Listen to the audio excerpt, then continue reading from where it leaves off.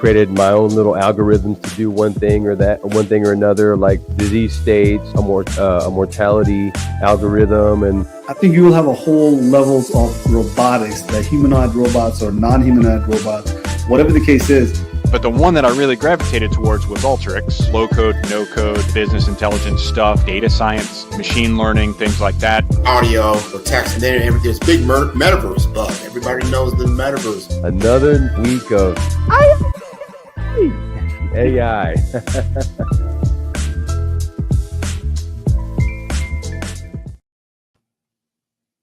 All right. Another episode of Ay.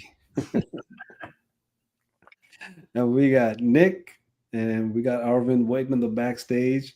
We're waiting on a few folks to join as well.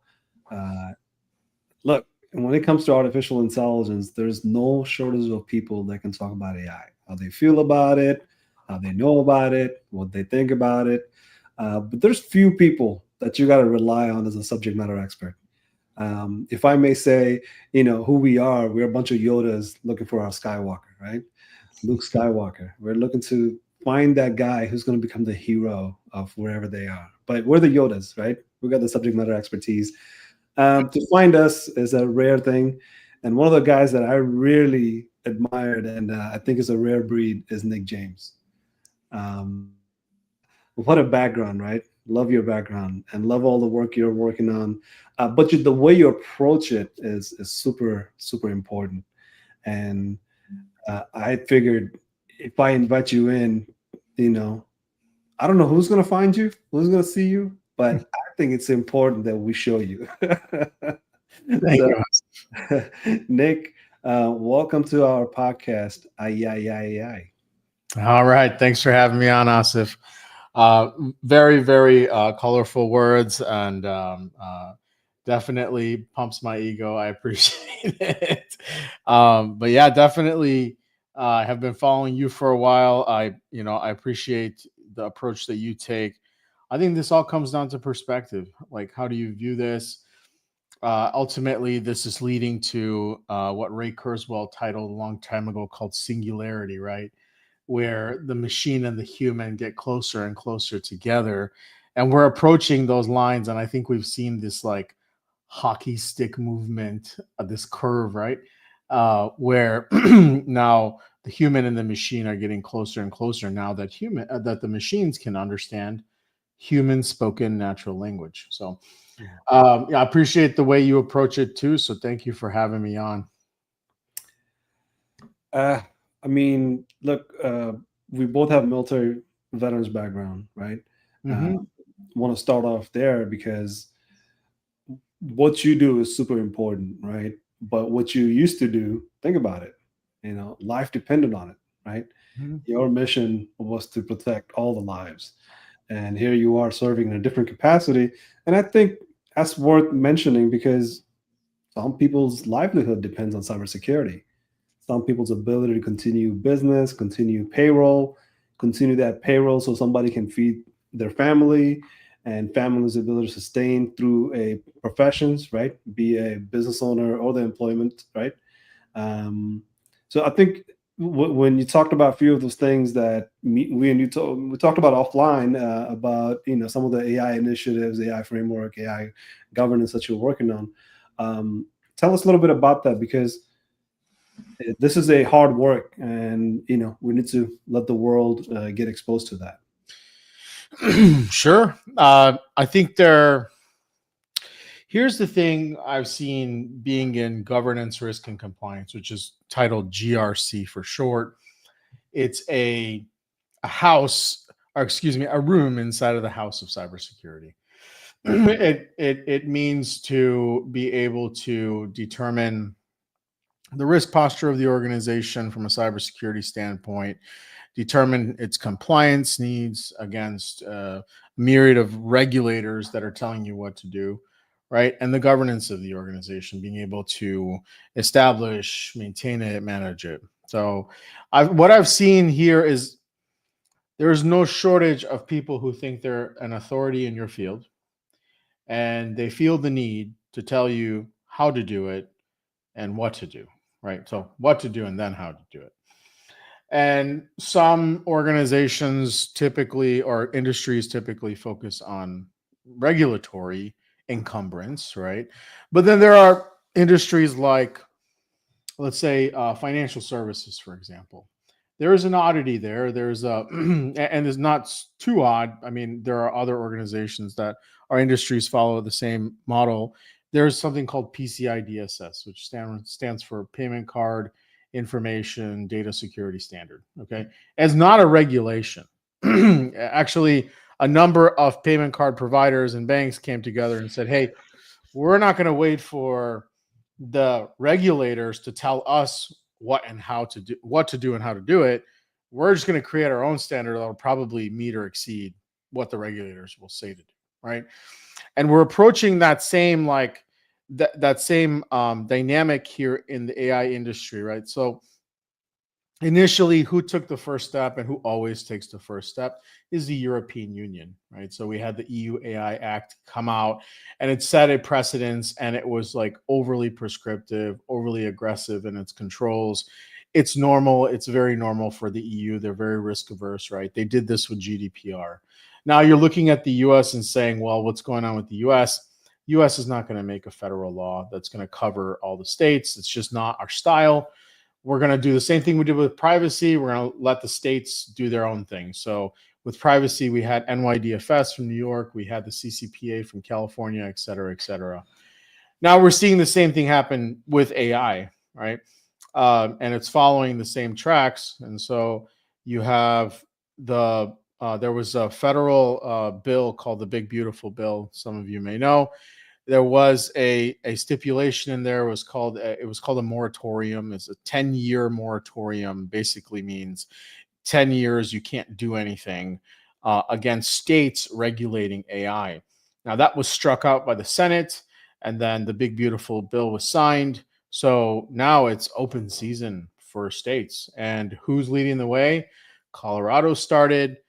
They're going in their AI law is going into effect February 2026, I believe. Don't quote me on that.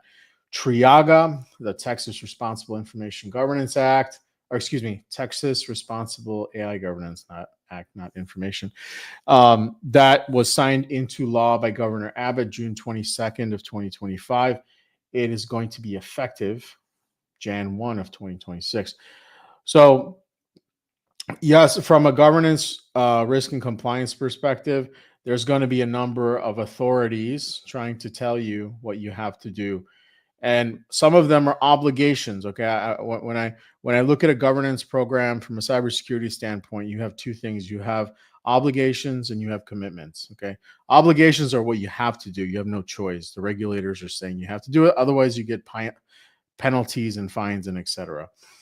On the other hand, if your organization wants to go above and beyond that, there are internationally recognized standards and frameworks, like NIST is a good example, or ISO, right?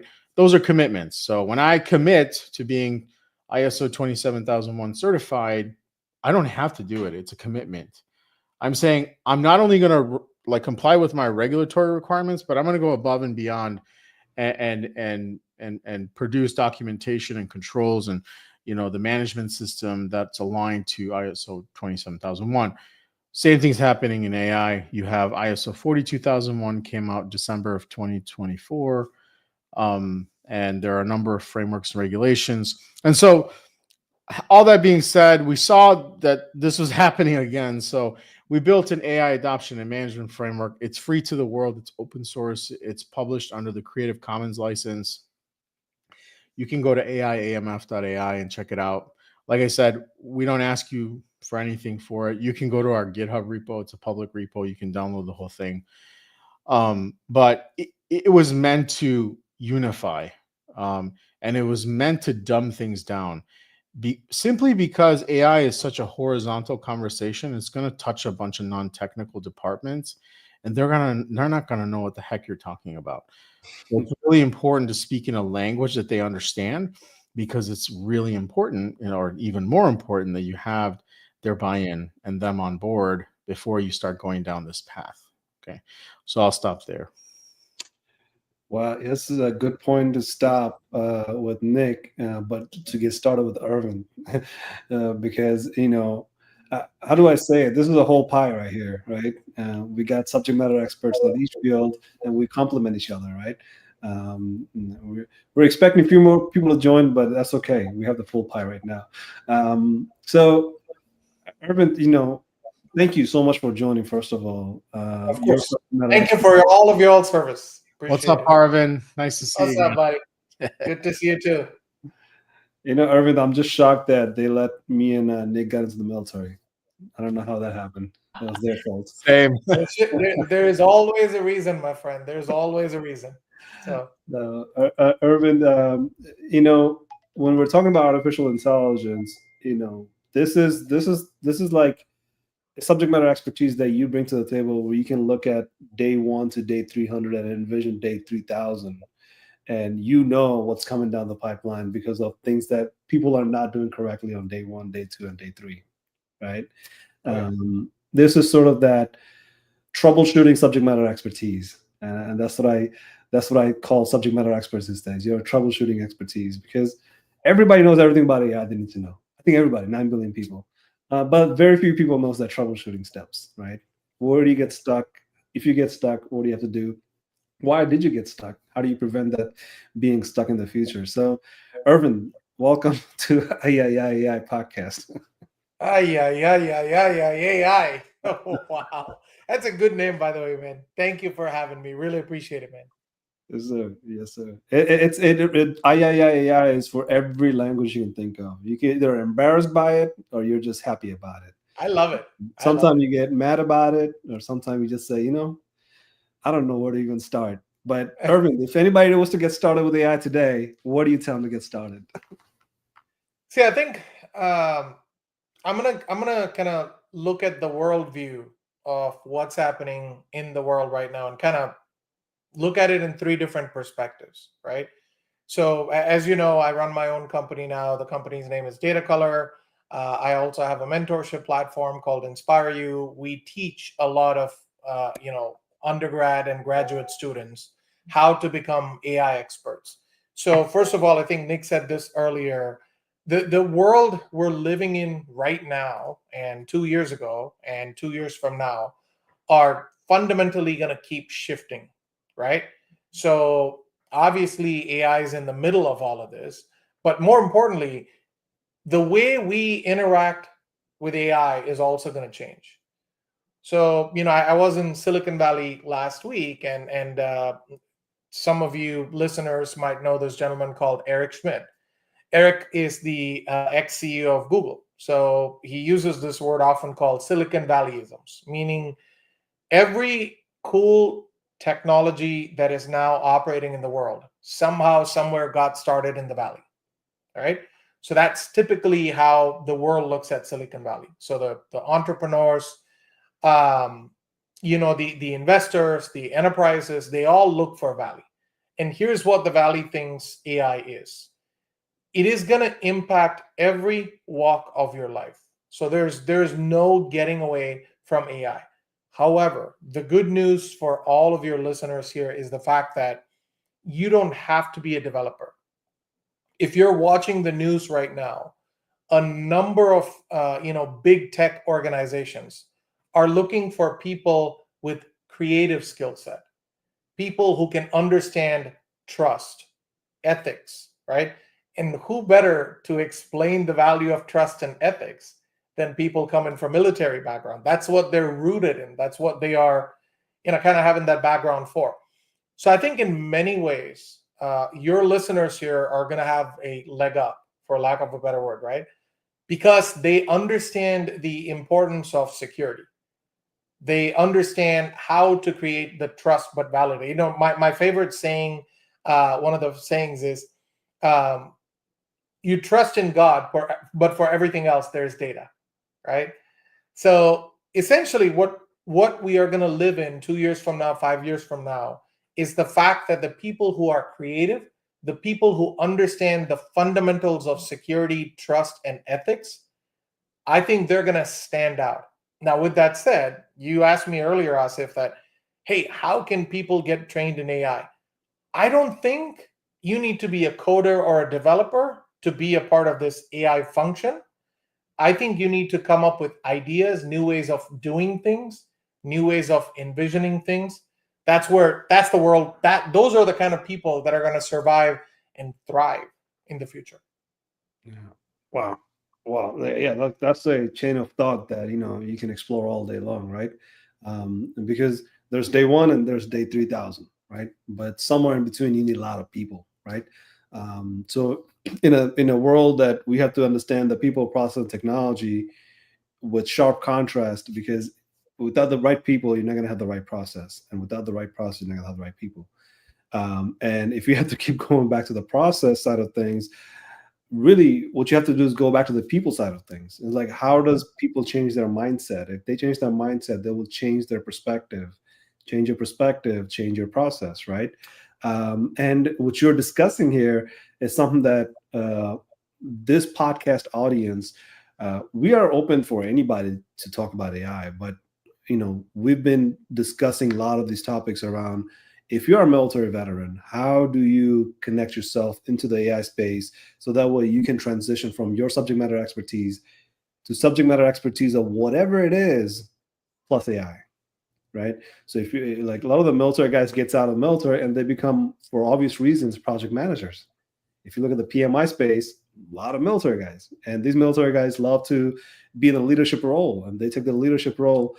Well, nowadays, PMI, project management, product owners, every level of C-suite is looking at artificial intelligence saying, this is the way to do leadership, right? Because when you have data-driven decision-making that's necessary, you have to have the leadership capability to think day 3,000, right? Day 5,000. And how do you incorporate artificial intelligence to that in the future? And if you were to start today, what AI do you start with today? Because you don't want to scramble and lose time. And that kind of that scrambling around and losing time is what's happening today. And military guys with a high focus and good leadership tactics can actually gather the people around and say, let's fix the process, because what we're trying to deliver is not IT anymore, it's AI now. That's right. Have that big shift of IT into AI. And things don't change much, because like you said, in Silicon Valley, whatever's being delivered, something's being delivered on top of that. So things are not shifting to say, like, we're just going to scrap the old things. We're going to bring everything we know and add something on top of that, which is faster, better, and cheaper, right? Always has been the case. And AI does faster, better, and cheaper like nobody else's business. I think that is what's driving everybody insane, that you cannot explain faster, better, and cheaper. You can't. Like, how do you measure that without being able to measure it in present time? It's all in the future. It's happening, but it's happening so rapidly. Have you heard about this organization called Rally Point? Have you guys heard about that? The data center guys, right? The one on Wall Street. Yeah, so Rally Point actually started as a military family job giving kind of a cooperation, right? And I think over the years they have matured into kind of the data center area, and now recently they're doing a lot of AI work as well. And my wife and I, we run a mentorship platform, and we talked at some point to Rally Point. They used this word a lot when we were talking to us. I don't know if this matters, but they said the first thing they actually teach a lot of the military veterans is demilitarize your language. So keep it very simple. Don't use very heavy, hey, I commanded a platoon of 30 people, and now I need to kind of look at similar kind of leadership roles where I command. The command and control, the operations have reduced in the regular civilian world, right? Which is fundamentally different. But here's the difference. A lot of what they have learned on this command and control, the operations that they've executed, could actually be a rinse and repeat in the world of AI, because AI has this ability to do repetitive things, right? It's not human. It doesn't think. What I mean by that is you give it a set of instructions and it'll operate accordingly. Yeah. That's what they have been taught over the years. So for what it's worth, the whole genesis of this has been the fact that how they were taught to listen, to be disciplined, to be very structured. Yeah. That's what AI is looking for in this world. Now, 5 years from now, I don't know what's going to happen. Maybe general intelligence that thinks like humans will come in. I don't know, right? But right now, there is a dearth of gaps between, say, something simple like business analyst or AI analyst, as they call it. The same project manager skill set that you said, Asif, could actually be applied to a business analyst who knows how to create very specific rules and requirements to an AI. That is a tough skill to have, despite sounding so easy. And military people could, in my opinion, could do a lot more of those structured approaches, if you will, like a run book. No, you're describing some favorite words like structured, and I think Yeah. Nick was talking about some of the structuring things. So, Nick, where do we go from here? Like, what's next? How do Man, you yeah, I'm trying to, I've been a little quiet because I want to. This is my first time on here, so I want to determine like the level of depth here. But it sounds like we want to zoom out real quick and talk about, what I said earlier on the intro was talking about just the human and the machine. I was talking to a friend the other day, and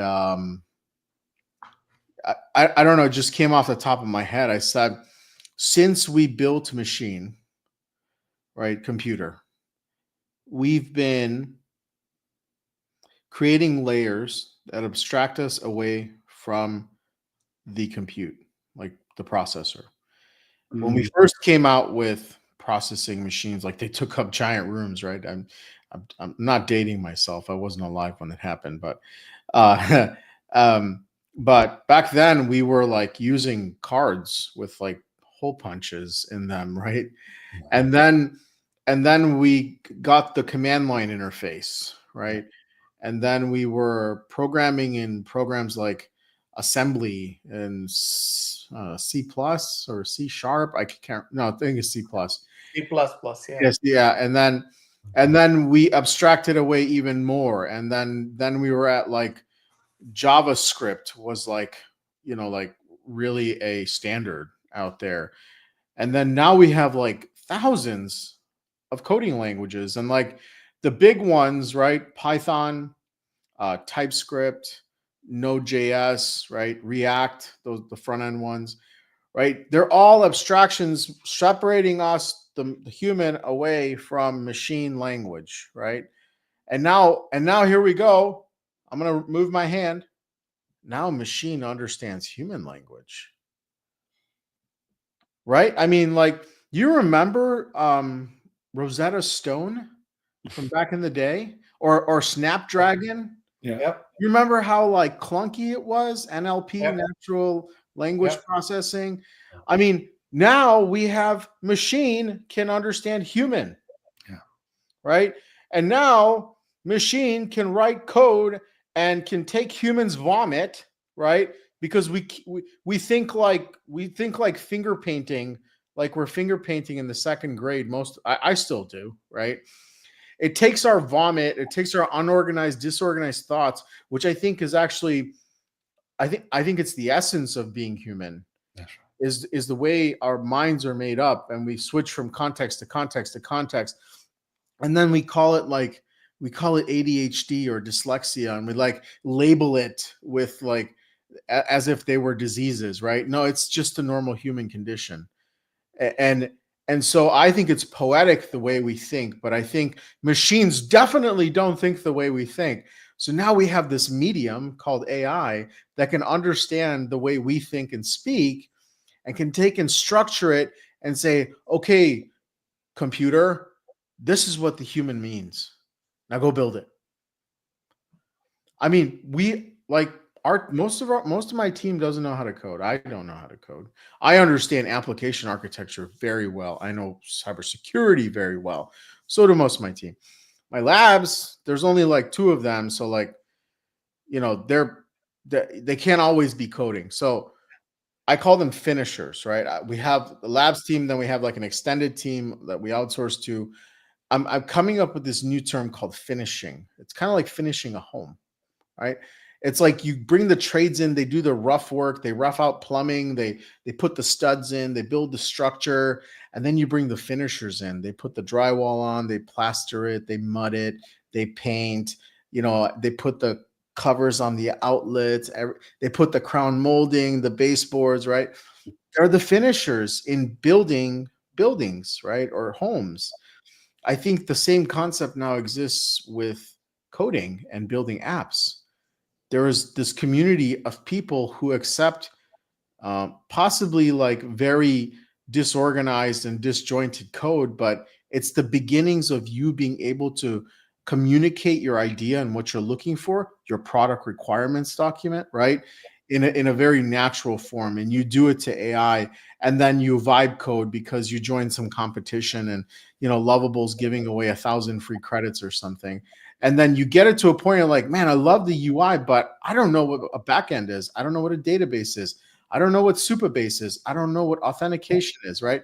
Like, and then you send it to the finishers, and the finishers like, cool, don't worry, I got it. I know what your idea. It's better than you like writing it or drawing it on the back of a paper napkin. I know exactly what you want. I'm going to finish it for you, right?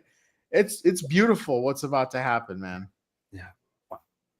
Well, folks, this is what happens offline. Now that we're on live stream and you're hearing it, this is what we talk about. There's nothing technical here, folks. You understood exactly what Nick is saying. I think Irvin didn't talk tech. I didn't talk tech. But literally, when we're talking about artificial intelligence, we have to talk about us, right? How we are and how we use the machine. So it's not about you and IT jobs or you and AI jobs or something along the line of what it is that you do for salary, right? Now it's turning towards us, like as in your intelligence, you have to actually use it, right? Not necessarily do that repeatable, redundant process of take this, and plug it in together, right? Like those days shaped the way we are doing things right now, because that infrastructure that we have built for the last 40, 50 years, it's paying off right now because we've been through that. We don't want that to happen again. We don't want to continuously do what it is that we've been doing, right? So now how do we use our intelligence actually, and intelligence that we can outsource, right? Because a lot of people, I just want to jump into this point that Nick made about disorderliness, right? Like chaotic thoughts.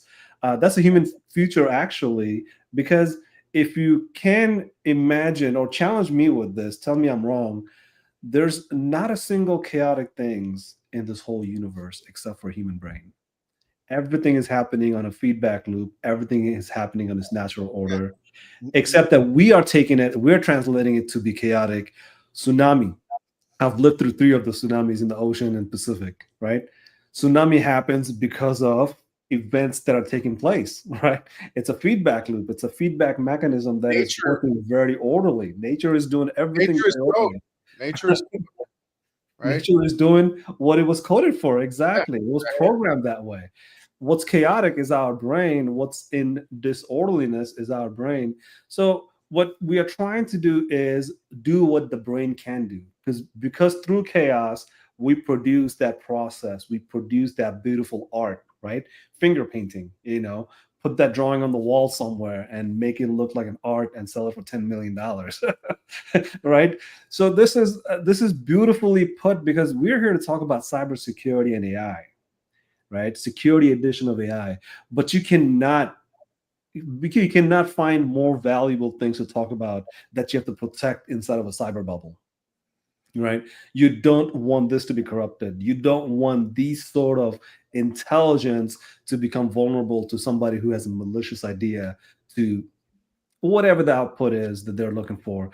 You have to secure it. You have to secure this data that goes into your AI.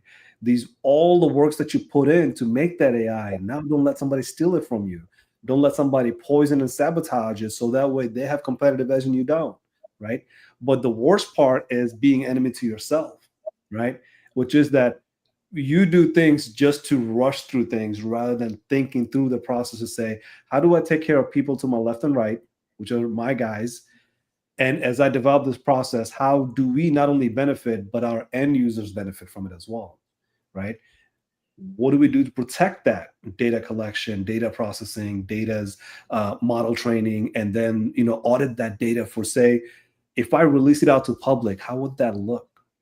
Do I want to pull it back in 24 hours because it embarrassed us?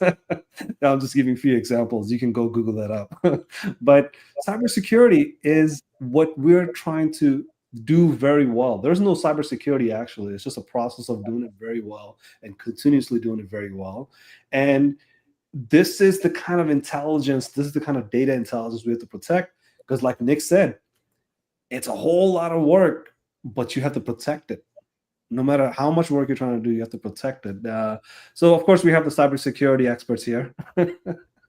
So Nick, tell us, give us some of the best practice that people should be aware of to have their, I guess, IT system and AI system be secured. Oh gosh. Where do you start, right? Yeah, where do we start? How much time do you have? How much time do you have? The Cloud Security Alliance just released their AI controls matrix, and it is mind-blowing. 243 controls, I think 17 categories. That's more than NIST. Yeah, it's more prescriptive than NIST is. There is a mapping to NIST, so but yeah, if you want like very specific guidance on how to protect your AI systems, go look up the Cloud Security Alliance AI controls matrix. It's free. You just have to create an account. You can download it. It gives you everything. That team did a terrific job at putting that together. And I'm saying this after having reviewed 42001, the NIST AI Risk Management Framework, the MITRE Atlas framework, OWASP Top 10 for LLMs. Like, I've been through all of them, and the one that brings it home and it's kind of like, do one, check all kind of mentality. I would go with the CSA AI controls matrix. Cybersecurity, we're going to need a whole few sessions on that. But yeah, I would say, just practically speaking, as a consumer, be careful what you tell whatever AI you're using. A lot of them are using advanced memory systems now. ChatGPT is very normal for it to store memories. It only stores up to 100. So that's good news. There's a limit. Others have other sort of memory systems, but if you're generally using like the user interface that's consumer facing, your data can be used to train the model. It's very normal. It's called reinforcement learning through human feedback. That's how these model providers get free, like feedback and training, is through your use, and you're probably paying for paying for an account. Now with the White Glove AI team, we have the Teams version. And then if you're using their API, like if you're building an app and you're using their API, they say, and I'm speaking only for OpenAI, they say that they don't use your data for training, but you just kind of have to believe them. There's no way to audit them or test that. Yeah. Arvind, you're next. I think cybersecurity, I'm going to give a little different perspective here, right? So there's a lot of tactical elements that Nick covered, so I don't want to go through that. But when you got to look at cybersecurity in two different angles. So when you're looking at something like Zero Trust Framework, enterprises look at cybersecurity differently than consumers. For instance, I'm a consumer. I use ChatGPT every day. Some fundamental hygienes I know not to do is I know not to use any of my clients' data or information that they might send me because I have an NDA, non-disclosure agreement with them. I can't just go and upload it in GPT, right? A few years ago, or actually 1 or 2 years ago, one of the developers, so a lot of the big AI development shops and enterprises, they have a team of 100 plus data scientists who are constantly training and retraining, right? So as a part of that, one very large Fortune 100 company gave access to ChatGPT and Gemini to these 100 plus data scientists. some idiots actually took sensitive data and they started uploading it to GPT to see what insights and inputs they get, which it does really well. But the problem then is some other part of the world actually started asking random questions like, hey, what is this company up to? All of a sudden, GPT started spitting out all the sensitive information about that company where the data scientists are sitting in other part of the world. So essentially, consumers and enterprises are connected in this world of AI. It's very important to Is this differentiate. is this the part that you say, ay, ay, ay, ay, ay? I wish you have that little Home Depot button, man. That's easy. Ay, Like ay, that. Yeah. ay. Yeah.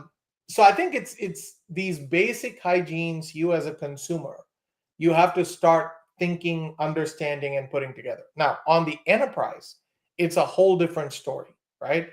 Every data you're using, every insights you're building, every agent you're building has to have enterprise robustness and cybersecurity. For example, something as simple as the NIST framework, GDPR, CCPA, those are all proven methodology. A lot of security consultants out there who can do that. But every company wants its data to be protected because it's a reputation risk to its brand. So when it's that important now of AI hallucinations and things like that, cybersecurity is a very, very important topic in every boardroom conversation. So much so that if you understand what Nick was talking about earlier, all these rules and regulations, of course, you can be a valuable asset to very large enterprises and even in some cases, consultants like us, where we hire these contractors, we hire these cybersecurity experts to be a part of our projects and solutions because it's that important in every project we're doing at this point. So I hope that gives a difference between an average consumer like you and I using our tools we have every day, right, to an enterprise and how they think enterprise grade.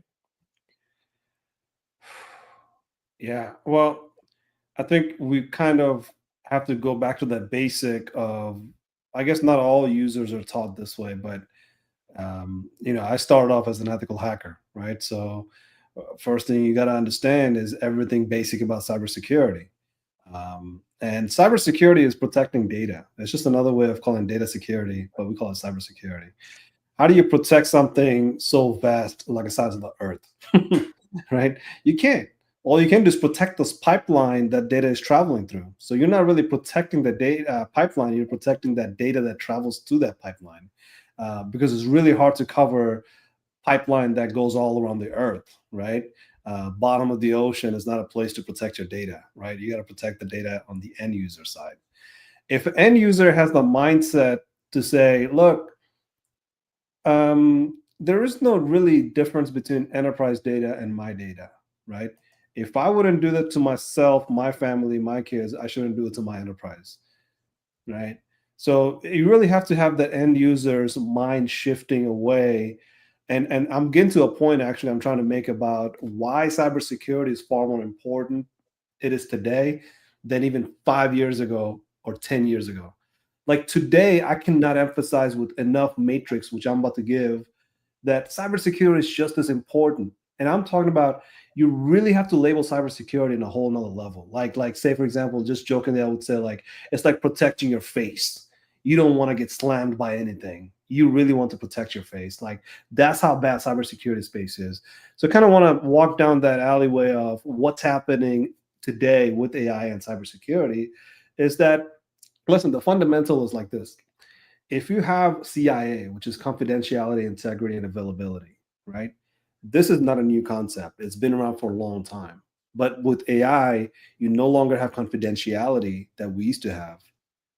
If you don't have confidentiality, integrity of that data goes away. Now you don't know if that data is true or not, because there's a difference between ground truth and the IT system truth, right?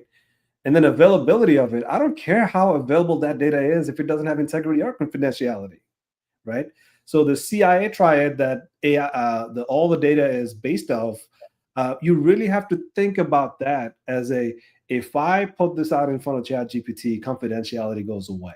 There's no protecting it. Arvind just gave the case point to that on the other side of the world, somebody's going to look it up and somebody's going to find it, right? because the models are being trained using RLHF, which Nick mentioned. Look, RLHF is just a cheaper and easier way to do fine tuning. The fine tuning that OpenAI would never even conceive of. The thing like, this is a giant system. We cannot fine tune it ourselves. So let's do RLHF. Let the customer figure it out and fix it for us. Look, I'm not here to, I just can't blame anybody for that because that's just a natural thing. But the end users are not ready for what OpenAI just opened up for us, right? End users didn't have that perspective of CIA, right? If they did, and this is my point again, is that today you need cybersecurity education and training more than you needed it 5 years ago or 10 years ago. Because I guess my personal perspective here is that I was with CompTIA, which is a global certification body, and we wrote their first security AI certification from the scratch, right? So there was 10 of us in the subject matter experts. They all came from globally. We went to Chicago, we wrote the test, and I feel bad for myself because I am a subject matter expert of both cybersecurity and AI, and I was getting blasted with information that I thought I would never come across, right?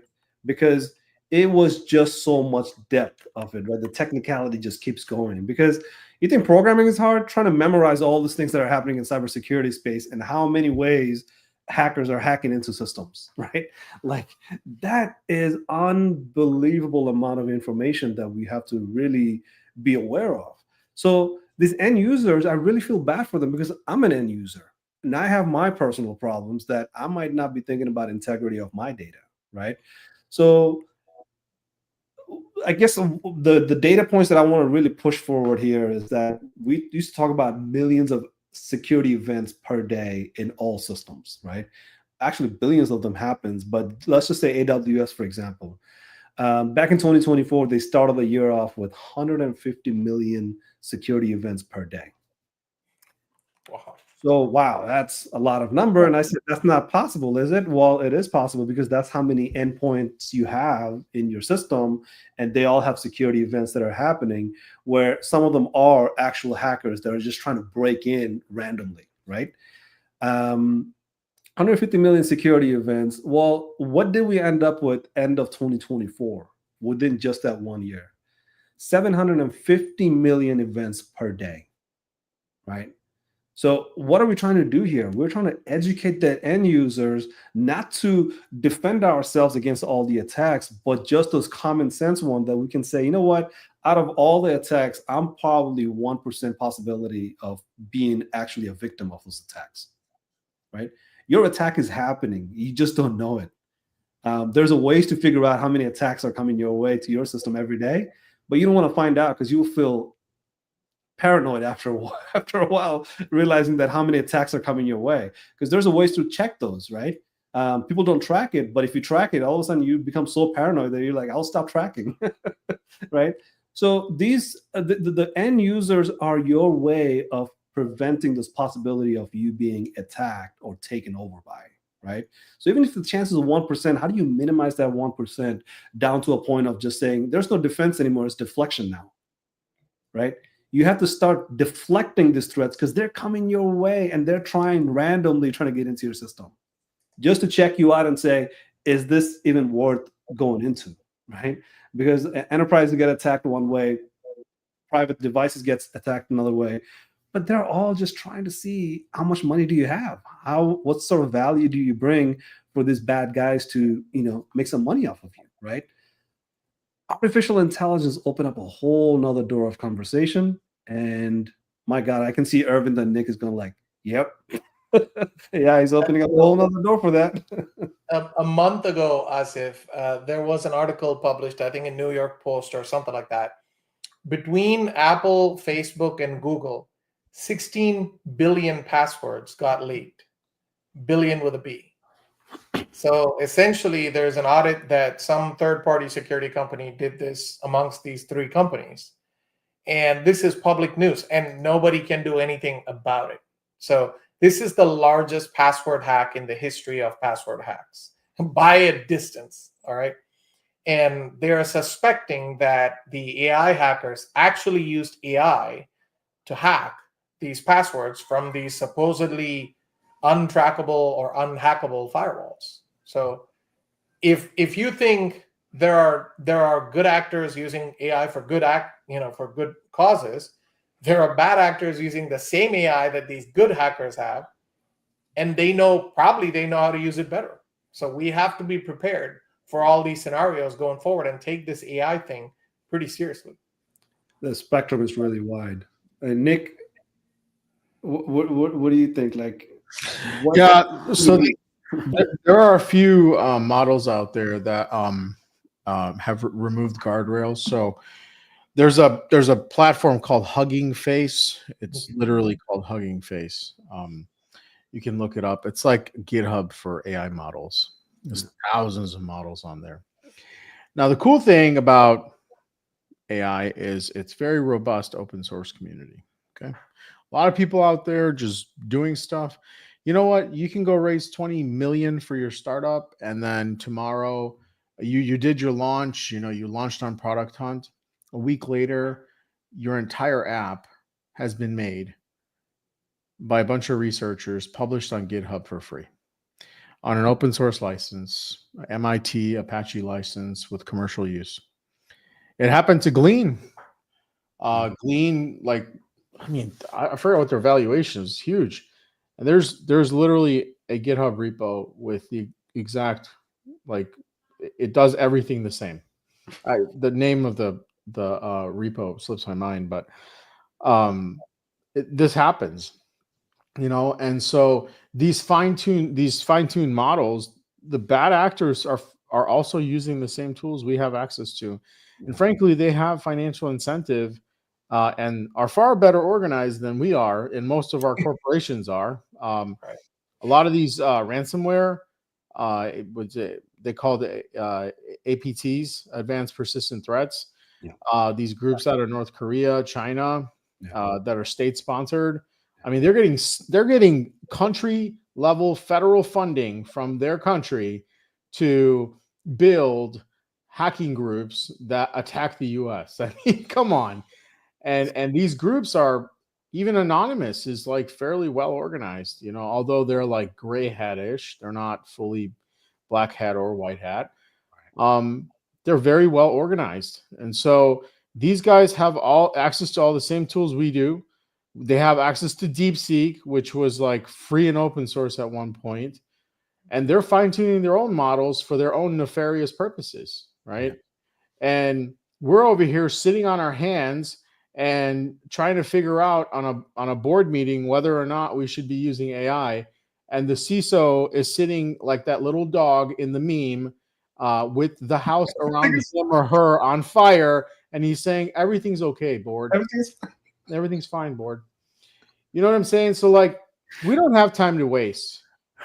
You're going to get left behind and your entire house is going to be on fire if it's not already on fire. Everything's fine. Everything's fine. Exactly. I mean, this is a wake-up call, okay? We don't have time to sit here and dilly-dally because the bad guys are out there using tools, and we used to say, well, they take 5 steps forward. Every time we take 1 step forward, they take 5 steps forward. Every time we take 1 step forward now, if your security team's not using AI, your threat actors are taking 100, if not 200, if not 1,000 steps forward, okay? And they are on you like white on rice. Like they have agents that are constantly attacking the surface of your network looking for holes. And these things don't sleep. They don't need PTO. They don't have mental health issues. They don't need food. They don't need smoke breaks. They are always on. I think one thing. Yeah. Hit the button. See, I think, Nick, you bring up an important point. I do want to add one thing, though, which is very important for people to know, right? We talk a lot about these digital hackers who are more focused on hacking network security, data security, and what have you. But I think slowly it's also starting to creep up in the real world. So as an example, I was talking to one of my friends, and he was talking about a medical billing and procedural analytics provider, if you will. I can't say the name, but when they got hacked, there were close to 5 million individuals whose lives were at stake because their social security and medical records were all hacked, literally, not metaphorically. So slowly but surely, and I think, what is this company? I forget the name of the company. A very large supply chain company got hacked, and they could not sustain the hacking, that they started getting large orders and large supplies. Literally, they have to file a bankruptcy in less than a couple of months. So these hacking are no longer just digital hacking. It is impacting the physical world, right? So metaphysical, whatever concept you want to use, we've got to be really careful and identify these right away, to Nick's point, and take this very seriously, because very soon people's lives, people's companies, people's revenue or salaries could be at risk very soon. We got to get rid of passwords, to Arvind's. Yeah. Passwords. Thank you. Thank you very much. Thank you. That's it. Passwords. Say it again. Say it again, please. Yeah. Say it again. Passwords got to go away. That's some stuff. Passwords got to go away, man. We got to get rid of these. I don't even want pass phrases. I don't want anything that's stored in a database that allows someone else access to my account if they get to it. Like it's like the candy at the center of a Tootsie Pop. You know, like if they give enough licks, they're going to get to that database and they're going to unsalt my password that was hashed like 5 million times with SHA 1 billion. And all of a sudden now they have access to my password. And now all of my medical information is compromised. My social security number is compromised because the IRS and the Social Security Administration use that as a way to identify and authenticate me, right? Like we have to devalue these things that are, they're almost like single points of failure. You know what I'm saying? Like we need to be smarter about how we verify the identity of someone who's not standing right in front of us, right? There are so many ways. Send me an email and I'll click on a link. Well, maybe your email is compromised. Okay, fine. If it's sensitive enough, like banks should be employing two-factor authentication. Like everybody has access to a free app called Authenticator. Okay, there's one made by Microsoft. There's one made by Google. Okay, you can easily implement that. Like two-factor, three-factor. Like you can use biometric. Yeah. Yeah. If you have an app on the phone, you can use Apple's Face ID and add biometric. Now you have 3 factors of authentication. Like we need to get rid of the password. So sounds like we need to talk about hardware at this point. Look, this is just my personal fascination, right? But before I get into the hardware piece of it and describe a little bit more of what's happening in this tech talk, is that if you are a military guy, who's about to transition into a new career, if you are a profession, if you're a guy who's a subject matter expert of a profession, you have to think like a military guy who already has a subject matter expertise, because everybody here has a subject matter expertise and they're driving the conversation through their subject matter expertise. Really, if you're a military guy or just somebody who's thinking, I need to do something because of AI, please do not forget your subject matter expertise. Do not jump into thinking that you're ready to just change clothes and go into the different jobs, right? That's what military guys did. I did that myself. I did that 10 years ago when I thought, well, I'm just going to hang up the uniform and from now I'm a civilian, so I have to go do something the civilian does. No, we all have our subject matter expertise. Bring that. That's so valuable, because if you don't bring it, you cannot.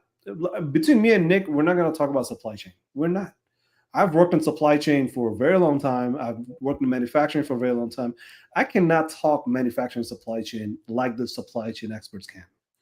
If you are a person who's looking to jump into AI, it's not jumping into AI. It's bringing AI to you, right? Rather than going out there finding that AI all over the place, right? You have to bring that AI to your subject matter expertise. Once you do that, you have these capabilities that is highly lacking right now. It's so lacking. And what do I mean by that? That Irvin mentioned earlier about project managers, right? Business analyst, that analyst capability that you have.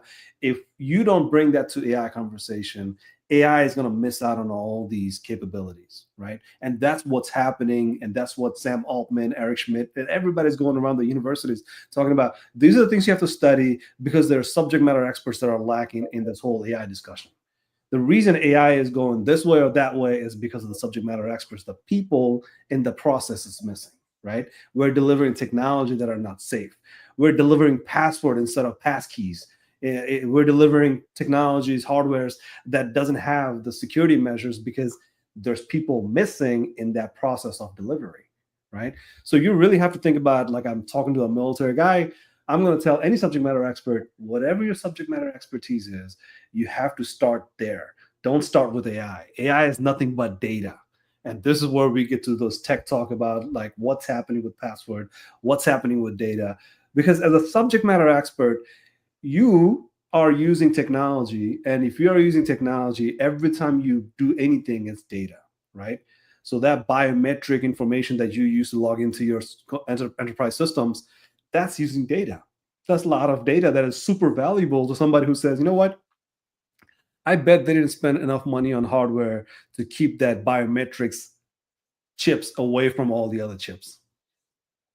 And guess what? Apple literally has a specific chip that does your biometrics for Apple. So if your system gets hacked, the last thing that a hacker can hack to your iPhone is that chip specifically. And that chip is almost destroyed by the time they get to it, right?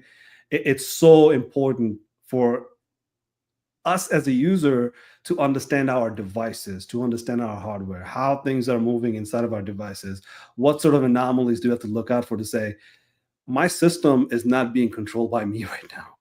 And it's not a system glitch. It's literally somebody trying to steal my information because somebody left their RDPs open, the remote desktop protocol, right? Somebody's remoting in. It happens all the time. It happens all the time. If you don't know about it, it's because you haven't found yourself in a position where you had to get laid off because your whole supply chain company went down the drain because of some unsecured data, right? Yeah. Not all companies can survive all the cybersecurity attacks. And ones that you don't know about is because they're not big enough, right? Big ones survive, but they take a lot of hit. You can imagine Experian, the credit card information company, right? Oh, yeah. Took hit. They can survive, but maybe they can't. Who knows? But we'll see. So there's a lot of these things that are happening out in the world that we don't know about. And Nick brought up something very important, which is the passionate topic of mine, is that how do we get rid of password? How do we move into a world where maybe better passkeys are the ways, or not at all, right? But there's multiple alternatives to the passwords, right? Because these passwords are just kind of stored in a database. So if I can access that database where those passwords are stored, and if I can look at the value, and this is where AI comes in, that those values all have some digits behind it. So if I can match that digits using AI and brute force it, which is to try a billion lines of passwords and try that over and over with AI, maybe I can hack it in 8, 9, 10 days of trying, versus 10 years ago, it would have taken 80 years and 90 years to hack it. Right? There's a really cool for the nerds out there. Yeah, let's nerd out, bro. You can go Google password entropy. Yeah. So go look it up, and I bet you it's like that calculator is probably out of date because it's not accounting for the ability of AI to go through an entire rainbow table, or Yeah. I showed a chart. It only goes up to, like, out of 1 out of 10, it's already in the 5th degree, right? We are already working on the 10th degree of brute forcing, right? So computing powers on your laptop is getting so much more sophisticated than the database computing power, right? So even if you have a rainbow table in your computer, you can work it on your computer, right? Yeah, my one chip, and then right? you can quantize a model, which basically means like kind of shrink it and reduce its need for like compute and power, and you can run it on your laptop. I got models running on my laptop right now. I have a MacBook Air with an M1 chip. Yeah, I mean it's a new Air, but it's just an M1 chip. It's not anything powerful. Yeah, and I'm running models locally. Yeah. I got Llama running locally, but you're absolutely right. These things are getting so powerful, and these are edge devices, right? This is edge AI, right? And then you got what do you call it? NVIDIA coming out with digits, like it's this like tiny little box, It looks like a Jetson Orin, size of a Raspberry Pi. that one too, It costs less than $500 if you buy the cheapest one. That's it. Now you're gonna have edge. Like an edge X, good and bad guys. Now you got models sitting at the edge. If I steal that box, your model's gone. You know what I'm saying? So here's the funny side of this. OpenAI CTO Mira Murati. Yeah. She actually started a new company building those physical edge devices. Yeah. And her company was valued at 12 billion. She doesn't have a product. She doesn't have a single dollar as a revenue. Yet the company was valued at 12 billion. Well, it's because she got a 2 billion, funded by her company with a 12 billion valuation. No revenue, no product. I know, but it's because of her backing, like where she came from, what she did. Absolutely, I don't disagree. It's founder-led funding, like that's yeah. But the idea is the whole physical, digital kind of the edge devices that you talked about. Her theory was that the next evolution of AI will be in those edge devices. Oh, I don't doubt it. I mean, there's what there was something came out. God, I can't remember. There's so much news all the time, but now you can run these models on your phone. There are a few models, and there is I don't know what it is. Anyway, I know Apple Intelligence is going to do it. They're probably going to run models locally for privacy first because they run privacy first. But I would love to move into like happier things, if that's okay. Not the dark side. happy side of things. Happy side. Dark. We'll take your lead. Yeah. Well, I mean, we had an amazing event. Our Dallas Baptist University hired us to run AI-powered translation, and there was over 100 attendees from internationally. They came from China, East Africa, from Brazil, Colombia, Mexico. They're all leaders of their local schools, right? Faith-based schools, and they loved it. You should have seen the look and the reactions on their face. I mean, they were for the first time able to understand everything that was said at that conference. And they've been coming for years, right? And it was amazing. We just got the feedback today, so I'm just super elated over it. They received 97% highly satisfied rating on their surveys for the AI translation. So that was really cool. So I thought I'd share that. That was like really cool way of like spreading the word of God. No offense to anybody else who does not, follow that religion, but and leveraging AI to for good, right? We're talking about all the ways to use it for bad. Now we're using it for good. Yep. No, look, the dark side of the AI conversation comes up because I'm talking, right? I'm that guy I'm a vulnerability guy. I'm a vulnerability assessment guy. Yeah. I'm always looking for a continuity of operations planning. So I'm always looking at day 3000. Like if we don't do it today, day 3000 is going to be painful. Yeah. But what's happening today is tremendously needed. And I explain it like this. This is the happy news about all the things that we're talking about on the bottom of the iceberg, is that this is not a luxury. This was needed. This is going to be needed even more. This is not a luxury. AI is not something that we're doing because we have all this money to spend on computing powers. We don't have the money for it. It costs tremendous amount of money to run any of these AI systems. But it's needed, and if we don't have it and we cannot process this data, we're really going to suffer tremendously on the other end. Right. So things that are happening, these are the sign of good times that are coming ahead. Right. Because when we're talking about doing business mergers and acquisition and a German company buying a Chinese company, they don't have to broker two languages to settle their differences. Right. They're going to just literally do mergers and acquisition in a single document that both parties can understand in real time. Yep. You can imagine the pain point that somebody has to go through when they do M&A between a French company and a Croatian company. No matter how much you know French, if not everybody knows French, you cannot merge a company together and bring all the documents, all the process and procedures into a single place. But with AI, you can translate it in two different ways and give the perspective of each language, culture, and sentimental analysis all sorts of translations that you need in real time to talk. Like you are using Cisco WebEx, all of a sudden it's translating the transcript for you. But if you want, it's actually speaking the language of the audience as the Cisco WebEx is speaking, right? Yeah, I got happy news too, bro. That's good. Good.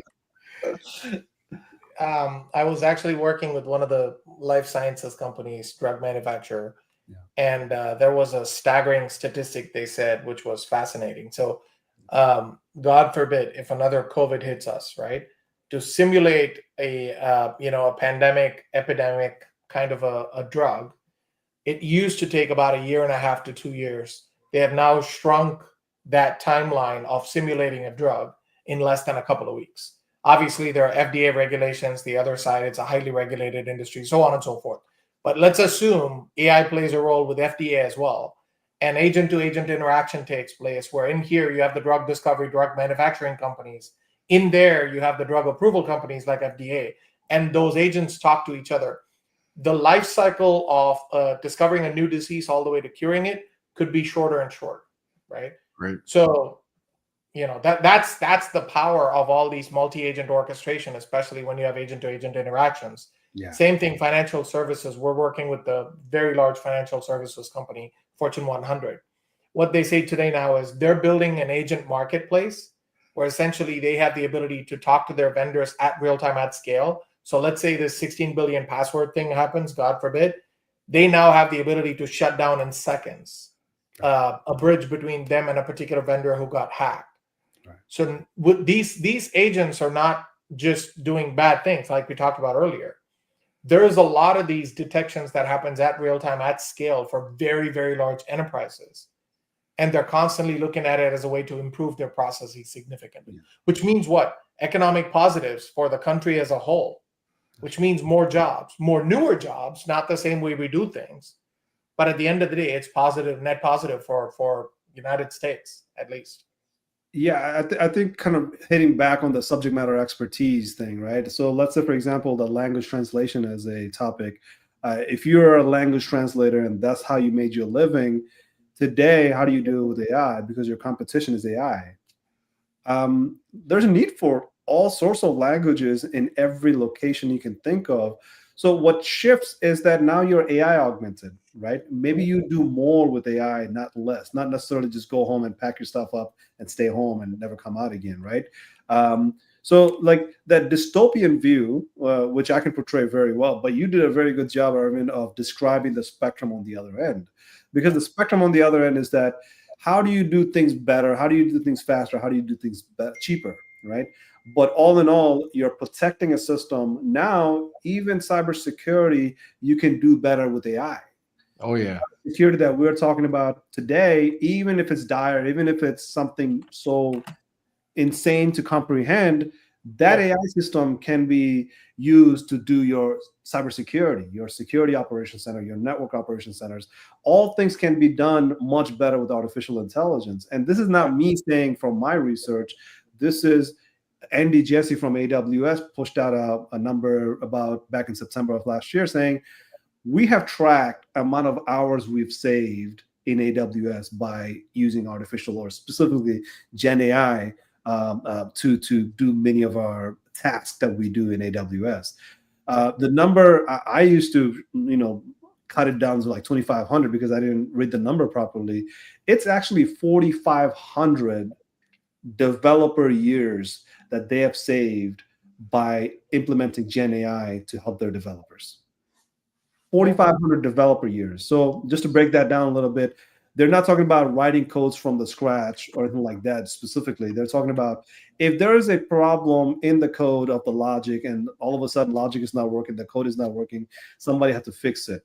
So if you take that time to, getting that ticket to fix it and fixing it and saying close the ticket, they were able to save so many hours by using Gen AI to say, what's the problem, fix the problem, and fix the problem and implement the solution, excuse me. So you can imagine how fast that AI can do it versus us the way we used to do it without AI, right? So cybersecurity is actually a top use case for the benefit of artificial intelligence. That, like IBM has pointed out, they interviewed about 5,000 companies and said, where do you see Gen AI the most effective in your operation? They all said cybersecurity. And that is a perspective that we need to have, because AI does so many good things, but the spectrum is so wide, right? You cannot just say, well, it's a personal issue or it's an enterprise issue. This is a societal thing. Society is shifting as contribution of AI, right? Because the way we do work, the way we are subject matter expert of something, it's tremendously shifting, and it's shifting very rapidly. Can I give you an interesting piece of information given your audience? Absolutely. So as we were talking, I was doing a research. How many startups started last year? There were 5,500 AI startups that registered last year alone, in 1 year. All right. And don't ask me how they're called AI startups. There's a whole process behind it. Let's not get there for a moment. Okay. But out of that 5,500 AI startups, 8% of those are veterans. So for what it's worth, your audience, there is 8% of 5,500 is what? Close to 500 plus, right? So there are 500 plus AI companies that were launched by veteran founders. And what's going to be interesting is as you said earlier, right? Creativity is your best friend and your worst enemy going into this AI age. Okay. Yeah. So all of these people, they found a real problem. It could be as simple as I was repairing my car and I found a new way to do it with AI. Yeah. That becomes a startup now, right? So you have to be very open of looking at world differently. Yeah. And you have to find a real problem that you're facing in your life, whether it's enterprise level or startup level, and start solving that problem, right? I'm no cybersecurity expert, yes, right? Even though we talked a lot about that. But I don't think it's just that. There are multiple ways to do things differently. Yeah. And I think all of us have a collective opportunity to reimagine the world we're going to live in 2-3 years from now, leave alone 20, 30 years, right? Yeah. And I think that's the opportunity right in front of us. Yeah, look, but just kind of draw that bridge between 20, 30 years. People say like, oh, we'll just wait till quantum computing comes because AI is not going to be relevant. Really, what people miss out is that data connection between all of this, right? You have to have structured data in order to have quantum computing. And if you don't do data structuring today using artificial intelligence, you're not going to have any data going forward in quantum computing. So both quantum computing and AI requires data structuring. But a lot of people say, well, we don't have structured data, so what do we do? Well, why don't you use AI to do structuring of your data? Oh, okay. Like, what do you mean? Well, it used to take 6 months to do your structuring of your data based on the depth of your data. But now, because of AI, you can find the problems that can be hand-tuned by a manual labor, and AI can do the rest of it, right? AI can find so many ways of structuring your data. Either you do it all through AI agents or agentic AI systems, or you just do it manually, but augment the manual labor with artificial intelligence. And 6 months becomes, a few months, or if not less, right? So data structuring, cybersecurity, medical industry, any industry you can think of, any topic that you can think of, there's always this one AI piece that will come up. And Irvin, I kind of want to hit on something that you mentioned earlier about medical industry. There's a need right now that they're talking about researching, and not researching, they're actually trying to do the trial and error for it, is that in molecular level in your body, the disease state of the body in the molecular level, if we can shift the molecule to behave differently, we can put it in a trajectory of that disease state of never growing. And you can imagine what I'm talking about here, like cancer or other disease that grows in your body, not necessarily infectious that comes from outside. So COVID comes from outside, but most of our disease actually comes from within our body. So, if I'm not wrong, it's about 95 to 5%. 5% comes from outside, 95% grows inside. So if you can release the molecule to a different trajectory, and that molecule grows into a different trajectory, so what's happening is that you're using simulation to say that molecule inside of your body, we will simulate where it is in the future state. If we can simulate it without spending billions of dollars, which this age will probably cost billions of dollars, But what they're doing is they're doing so many of them. They're saying, if I can find the disease state in the future and I can find the root cause of it is where today, I can knock that molecule this way a little bit and the trajectory will shift dramatically to say something of a healthier body rather than a disease-ridden body, right? And the difficulty of it, and I kind of want to address the fact that not everything can be done with manual labor, the humans, because our human fingers is not going to be able to touch a molecule. It cannot touch an atom. It cannot touch a element that is within an atom, right? So these ability to look into that atomic level and say, now how I can shift that molecule in a different direction so it never grows into something of a disease, it requires that we split a second into pieces. How small? Not nanosecond, like attosecond. It's like a billionth of a second, and capture a molecule in a level to say, now we can push that into something. So this is the level of AI, machine learning, and data structuring that we're talking about. Because without data structuring, you're not going to get machine learning. Without data structuring, you're not going to get AI or quantum computing. But because of data structuring, you can do so many things, so many possibilities out there, and startups of all levels. I'm not just talking about like, oh, startup because of an app, startup because of a service of any kind you can think of. Just reimagine it with AI, you can do it. So here's an interesting stat, because you mentioned that, right? So 4 years ago, Microsoft hired 20,000 data scientists who are healthcare experts. So they started this new discipline called genomic sequencing. Essentially what that does is it'll take your DNA, it'll break down the DNA to the nth level of detail, right? Yeah. And all of these are codes, basically, right? That's so an AI can easily identify and simulate that, like you said. Yeah. Now, what Microsoft did was very interesting. They hired all these healthcare experts or genomic sequencing experts, not because they wanted to build a healthcare agency. What they were trying to do is train these healthcare experts, these genomic experts, to think differently and coexist with AI. Right. So they hired them, they trained them, and let them out there in the field, right? And then all these big pharma companies started hiring those genomic sequencers, or whatever they're called. Yeah. Now, all of a sudden, you have an ingestion of all these AI-trained medical experts, right, who are part of a scientist who are, growing up in the age of using papers and unlimited amount of just drawing, right? So you're marrying an old school with a new school thinking. And I think that's where it's very powerful for your audience to think about, right? Yeah. New school thinking is always required, and there's going to be an injection of all these in big enterprises that I constantly work with. Yeah. And to your point earlier, if you're even better, if you have a real problem that solves if you have a real opportunity or a startup that solves real problems, these problems can actually be door openers for military families, not just for big enterprises, but even for SMBs, small businesses. That's right. So community around us is growing. That's why I keep going back to jobs are going to be abundant for people who know how to think the future, not the past. Yeah. Well, this is the point I say, because you get pumped up, you get excited about these things, because. Thank you, Nick, for having us go down the positive direction. Yeah. Exactly. That's right. That's right. Now you got us pumped up talking about with excitement, right?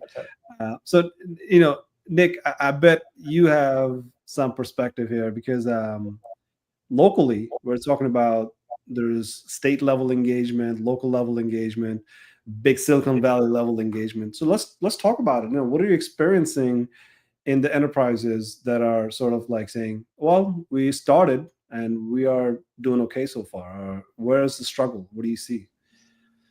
I think it's a good question. It comes down to the culture, right?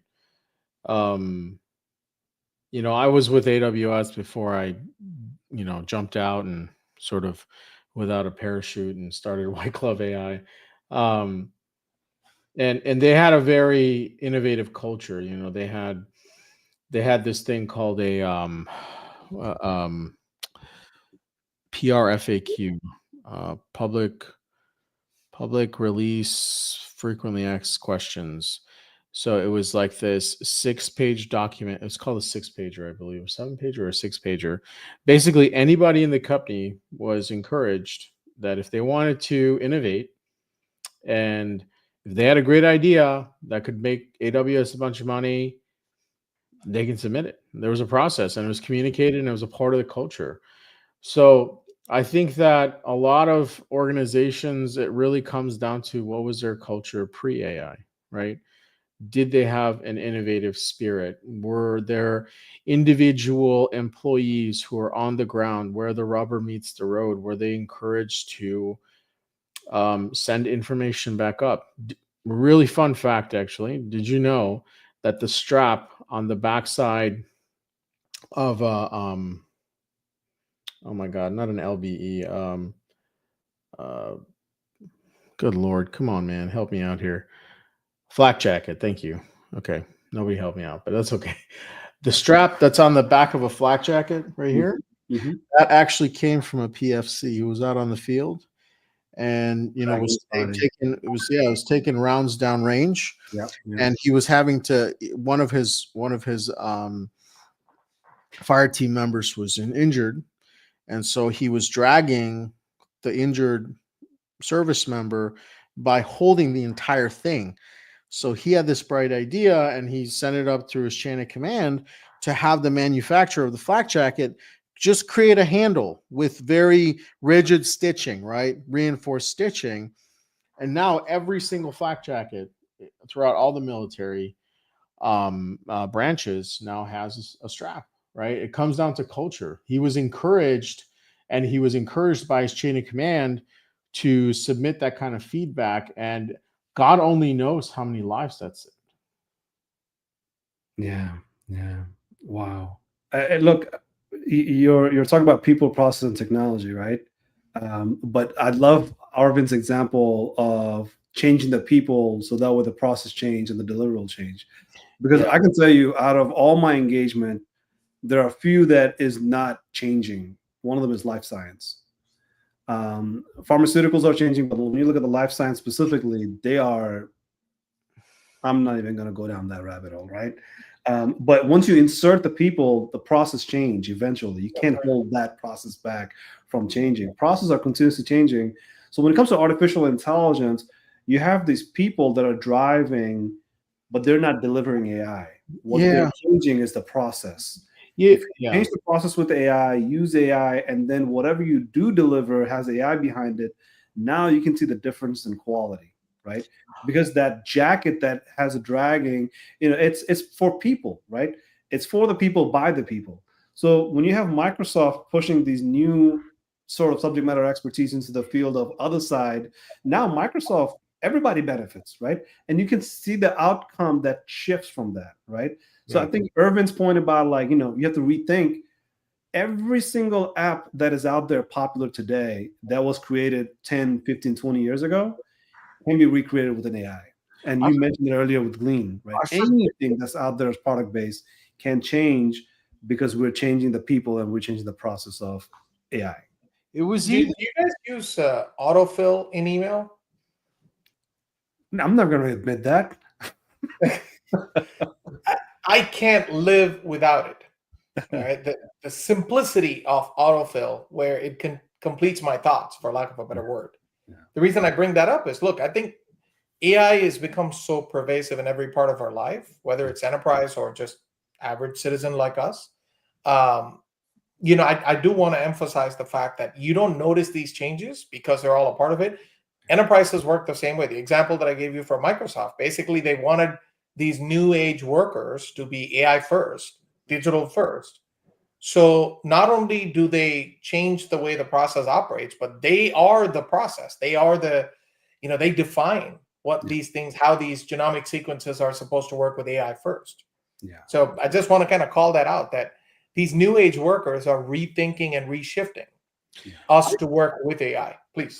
To that point, I think that this is the first. So I don't know who it was. I think it was Sundar Pichai, or I don't know who said it, but all we've been building, all these apps we've building, they're just wrappers. They're CRUD wrappers for databases. That's all they are. CRUD stands for create, read, update, delete. So Yeah.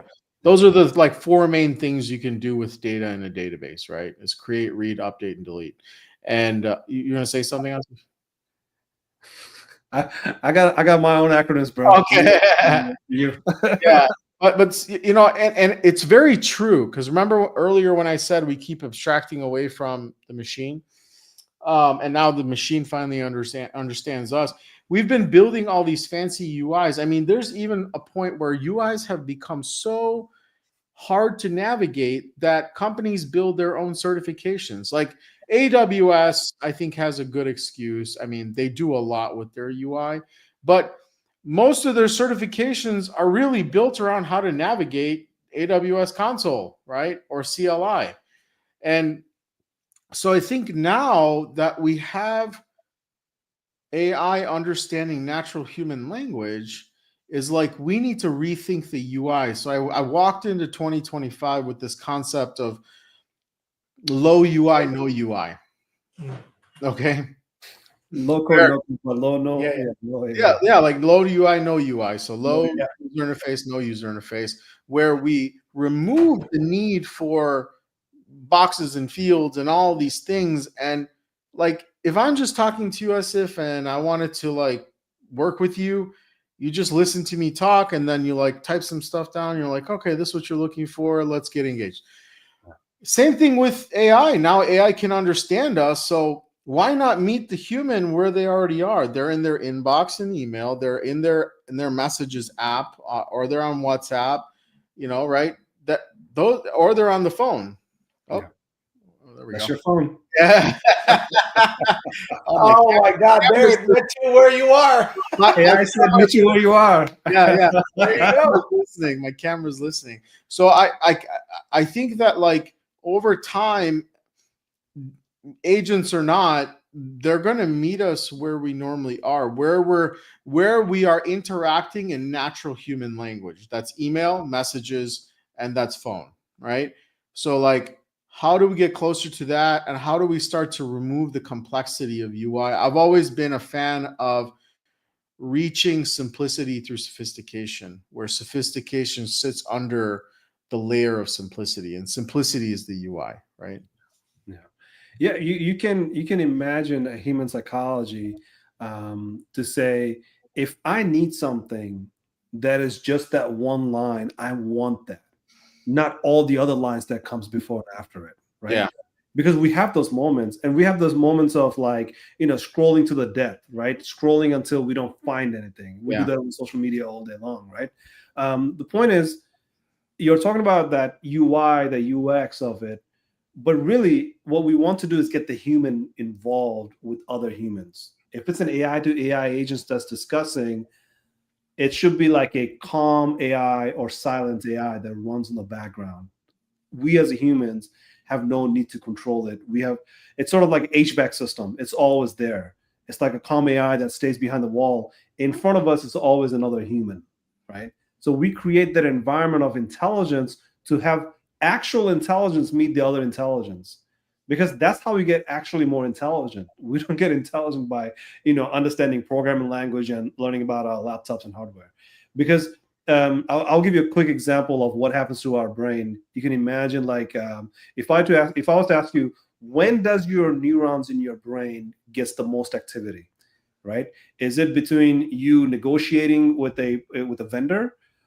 Is it you negotiating, or not negotiating, but riding a bike like really, really fast? Or is it in a party? Which one would you pick where you think your neurons are going nuts? Which one of these activities? That's a tough I thought it was theta. I thought it, or maybe I'm wrong. Like when you Well, there's another one example, but I'm not going to use it in a public event. No, I meant like, isn't theta what the highest brain activity is? Like right when you wake up, or right before you doze off? Well, your brain is doing, so when your neuron fires, right? The neurons are firing most when you walk into a party, and most likely the parties where you don't know anybody. Your neurons are firing way beyond control. Even if you're driving fast or driving a bike really fast, your neurons are very active. It's just not firing as much, right? It's not going in all 35, 80,000 different directions. Wow. And of course, meeting one-on-one, negotiating, that creates a tunnel vision between two persons. So the reason I say that is because at this point, we need to stimulate our minds continuously by developing a community of people where everybody's real, and we are doing it in live without hardware between us. And I know I'm saying something that is very futuristic, where we can afford to be next to each other, right? We can live in a place where we can walk and see each other. We don't have to worry about our hardware. So this intelligence piece that we can talk about today, the way it is now, the way it should be, is that two intelligence system has to be face to face with full body, right? And that's the kind of world that we're going to move into, because this technology is going to go behind us, not in front of us. Right now, this technology is really in front of us, and we have to master how to use this technology. Be involved in a way that you have to know how to use this hardware. You have to know how the software is working. You have to know where the data is coming from, right? All these things are not intelligent, and our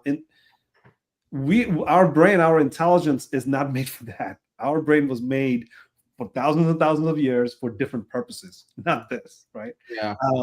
So I say all of that, and I'm gladly saying it, because we really have to understand ourselves, right? This is the point we're looking at ourselves and saying, how do we interact with another human beings? How do we improve their lives? And how do we improve everything we do with the resource that we have around us, right? So we said low code, no code. You said low UI, no UI, right? Well, there's a point, there's low resource and no resource, right? You're running out of raw materials around the planet, right? There's elements that we take for granted. Even the fossil fuel is running out, right? Because fossil fuel is in a limited amount. So more you extract them, more you run out of them, more lithium powders you generate to using your battery, you run out of those as well. So I say low resource and no resource. So that's why I was cracking up, low resource and no resource, because we are at low resource point actually at this point.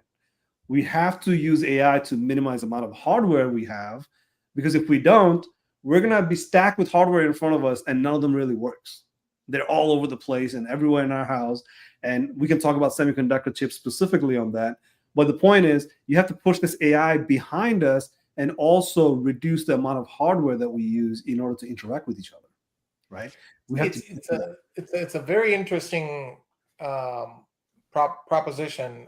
Elon Musk, or I don't remember who it was, but maybe it's Eric Schmidt. But they had this discussion where they were thinking about forward-thinking AI as an example. So today, every query you ask an AI, I think it consumes, every simple query you ask an AI, it consumes anywhere between a gallon and a gallon and a half of water, right, to answer that question. But what they're saying now is, as AI is becoming smarter and smarter, it is now going to recommend how to self-optimize. So these are called self-healing, self-optimizing AI. Mm. And essentially, it is going to realize at some point that every query a human is asking is consuming a gallon and a half of water, whatever the carbon footprint that we're going through right now, right? And they are predicting in the next 5 years, AI will start recommending things that we haven't even thought about. Yeah. And instead of AI augmenting humans, at some point, the smarter humans will augment AI. That's right. And essentially, AI will now start recommending creative things that saves the planet, that saves water. Yeah. And we as humans, the humans that knows how to use AI, will now become rock stars. That's because all of a sudden, an average human like you and me will start thinking about big equations and things of how to save lives, how to save planets. Yeah, well, if you cannot afford to at this point, unless you're literally a rocket scientist. Well, if you're changing the way you learn things, you change literally, right? So the way we were taught that you're not good at math. Well, if I can challenge that notion, you don't speak a language unless you know mathematics, because your brain developed mathematics capability before it developed a language capability. Right. Because in order for you to crawl, walk, and run, you have to figure out your geospatial areas using a bunch of trigonometry, right? You have to do ray tracing with your eyes like digital twin system does, like a camera does, right? You have to do all of this before you learn the language. So you do mathematics very well, but you are taught that you don't do math very well, right? So the way you learn and the way you start learning it's changing because of artificial intelligence. On the reverse side, in the future, we'll teach the kids things differently. And when they grow up, they're not going to be as, let me call it what it is. We're wasteful. Like, we have a lot of these chips around us. I'm wasteful, not we. I'm wasteful. I have all these chips around me that are useless, that are just going to waste once they've been manufactured. These semiconductor chips are literally in atomic level, creating a transfer of data. And here I am just hoarding them without using them, right? So you see where I'm going with this, right? Because everything is going to change for good, right? Everything's going to change for good. But here's my big takeaway for the change for good is that we have to understand what happened in the past so we don't make the same mistake in the future. Further, you can look back in the past. Further, you can understand the future, right? So I kind of want to do what Nick did earlier, describe CRUD, right? CRUD. Everything in the internet that you have to understand. If you look at CRUD, you're like, wait a second, that's not that complicated at all. It's not even mathematics. It's a bunch of letters. Like, literally, I can spell it in a crayon. So CRUD and these are very important information to understand. If you don't want to understand technology, but you want to just memorize a few things, here's a few things you can memorize, like CRUD, right? Very important to understand. But one thing that I will, probably end this conversation, because I know we are pushing the time limit here, is this thing called sort, search, and graph, right? AI is nothing scary. IT system is not that complex. All it's trying to do is sort, search, and graph. If you can look at all the algorithm and say, wow, I just lost myself in all the algorithms, all these algorithms are only complex because that's all they're trying to do, but trying to do it in a different way. They're all trying to sort information so you can search through this information and graph them properly for the relevances. How hard can that be? We do it with toys all day long, right? I have 10 Ferraris, 2 blues, and 10 black. I sort them properly. Now I can search through which one is black and which one is red, right? Sorry, these are real cars or just toys? I just want to clarify. Don't put me in a hot seat like that. Just imagine I have 10 Ferraris, 2 of them are black. But now I have to graph it to say, am I going to drive the red one on Sunday or not? Because if you think about graphing, that's what's happening, is that if you don't have information sorted, you cannot search through them. But if you can search through them, that means you can graph it far better.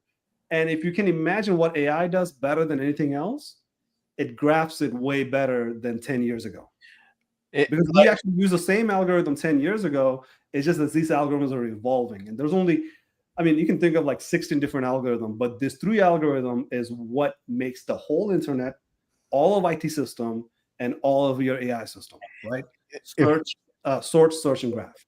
If I may add to the graphing, it's like Asif at one point expressed that his intent to, or his expression of how he feels when he was driving the Ferrari versus the Maserati. And in the future, when Asif said, I want to go on a drive that makes me feel X, then that graph is relational. It associates that feeling Asif once had with that Maserati with the Maserati. So in the future, instead of Asif asking for the Maserati, he just says, I want to feel exhilarated. Right. Exhilarated equals Maserati. So then the suggestion is, Asif, a few weeks ago, you said you felt exhilarated. You want to feel exhilarated again. I suggest you drive the Maserati versus the Ferrari. Right. Well, to answer Ervin's question, I will say, which one goes broom broom, or which one go bum bum? So I'll just add one little pivot to it, or spice to it. Search, sort, graph, and I think the future is going to be act. So if Asif feels that 10 Ferraris are not enough, and he kind of gets that, oh man, I wish I had a Maserati because it goes vroom vroom. Yeah. Now you're going to have an AI agent which will listen to you, and possibly, if you have enough money in the bank, it's going to go order a Maserati for you. So there's the action piece that we have been missing the last decade, which is when slowly but surely deep learning algorithms have been maturing. Yeah. But I think now it's got enough data, or access to enough data, right? And that's essentially allowing it to predict things. It's only a matter of time before it looks at a pattern of how Asif is ordering cars and what frequency and what type of cars and what brands and all of that, and it'll start actually acting. Hey, it's 3 months, time for a new car. Let's go order one. So While we're at it, I'll insert decide between graph and act. Yeah, because that's right. the That's Linux community, when I talk to the Linux people, I always told them, like, think of it like a read, write, and execute, right? You used to be able to read and write a lot, but you never got to execute that much. But now it's automated. Everything is automated to read, write, and execute, right? Look, decisions. Yeah, I love that, because other things that I say about AI is that, look, if you have hard time understanding AI, the easiest way to understand AI is to talk about identifying, labeling, and making decisions. Because a system that's been developed for the last 70 years, all it does very well is identify. Because that's what a chip is doing for you, is identifying data and pushing that data in a labeling mechanism, right? And another chip labels that data for you, but it does not do a good job of memory, which is to help your decisions. Because in a human brain, one thing we have is identifying, labeling, and decision making. But because we make so much decisions, and how many decisions per day you say? It's about 30 to 35,000 decisions a day a human brain makes. Wow. So you have to really think of a human brain and human brain's activity to 35,000 decisions a day. What the outcome of it is that because of that ability to make 35,000 decisions a day, we create a predictive insight, right? A predictability, early detection capabilities, right? Because these capabilities are happening continuously. We identify, label, and make decisions continuously. And because we do that, and if you think about an IT system, has been really good at identifying and labeling, but it has never really been able to compute that much to process and make a decision. So decision is key, because that decision is what gives you early insights in AI. That decision making gives you predictive analytics, early insights, or detecting anomalies, outliers, and so many things that you can make decisions on. But labeling, if you mess that up, and this is where cybersecurity comes into play, you really have to protect that labeling mechanism. Right. Labeling mechanism is so important. So let me tell you how important that is, right? A human body, if you look at the 5 nodes of human body where we collect our data from, your tactile, your auditory, sensory, your smell, and your taste buds, visual, we collect about 11 millions of data bits per second. We collect that using all these 5 senses, which is the data points of collection. We collect them and process them in our brain, which it does the labeling part of it. So these 5 sensors are collecting data continuously, 11 million bits per second, for as long as you've been almost a grown-up person with 86 billion neurons. So now you can imagine where the memory goes. Memory goes between identifying those data, collecting them, and trying to memorize those data. So a brain is processing 11 million bits per second, but guess how many of them brain actually allows you to see? 1. About 30 to 50 bits out of those 11 million. Wow. So your brain will go nuts if it was seeing more than. My brain needs my brain needs RAG. Your brain needs RAG. And your brain does have RAG actually, right? Yeah. For those who are listening, that's a startup idea right there. A RAG for the brain. There's a whole philosophy or a new stream of startups coming out called Second Brain. That's an actual thing. Look it up. It started with Obsidian, I believe. It's a new note-taking. But anyway, keep going. Yeah. No, seriously. Obsidian is next level. Yes. It's like a notes app with graph and AI behind it. Wow. That's right. So, I mean, it is insane. Yeah, but look up Second Brain. But sorry, Asif, keep going. No. I was laughing because you said note-taking. I was like, oh, how many notes takers do we need now? No.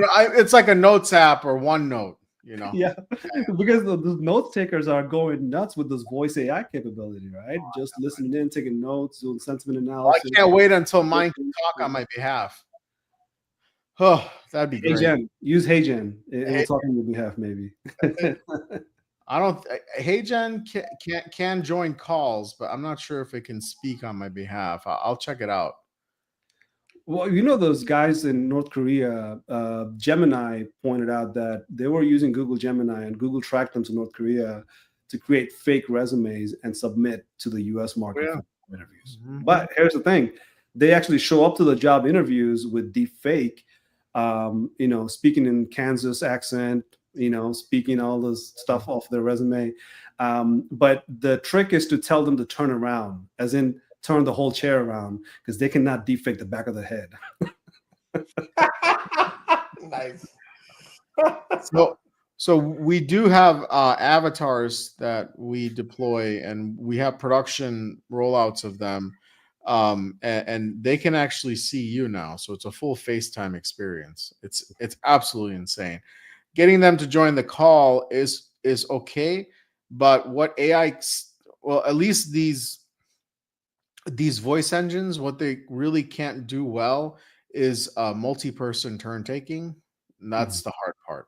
Right. When there's more, like if an AI was to join this live stream right now, it would have a hard time knowing when to speak, because it's more than just me and the AI.